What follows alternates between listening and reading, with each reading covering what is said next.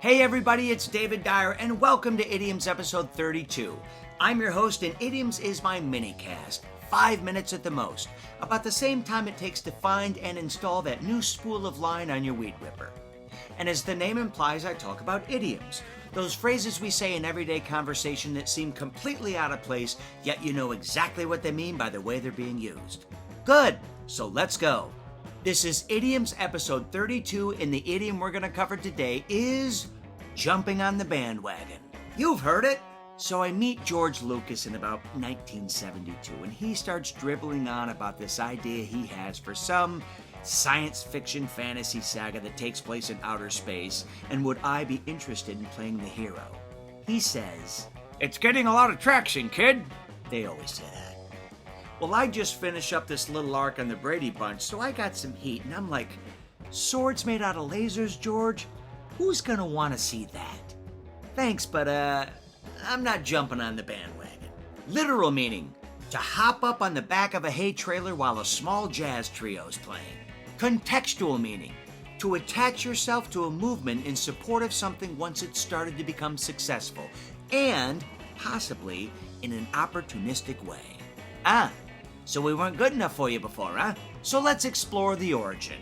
P.T. Barnum, yes, that P.T. Barnum of Ringling Brothers Barnum and Bailey Circus, has only a little to do with this one, and that's good because we don't like our elephants mistreated.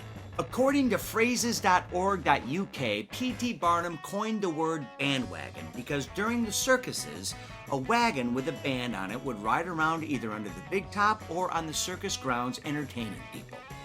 The bandwagons would also be highlighted during the parades that would be organized as the circus came into town to promote its run. Now, while P.T. didn't come up with the phrase jumping on the bandwagon, the phrase "there's a sucker born every minute" is attributed to him. He might be right. He also came up with the word jumbo, which means a clumsy or unwieldy fellow. You got it? Unwieldy means large and hard to handle. But let's get to the meat of this one. According to gingersoftware.com, the phrase really starts to see its beginnings around 1848, and specifically with a clown named Dan Rice, which may be the worst clown name ever. The guy's not even trying. Come up with something. Bingo. Touchy the clown. Drunky the clown. All good choices. Dan Rice? Hey, did you know the clown Dan Rice is actually a guy named Dan Rice? Huh. I would have never guessed. Anywho, Dimwit Dan, as we're going to call him, would use his circus bandwagon to transport politicians around town. I'm guessing for a fee. Well, the music would attract people over to the wagon, and when they got there, the music would stop and the politician would give his speech.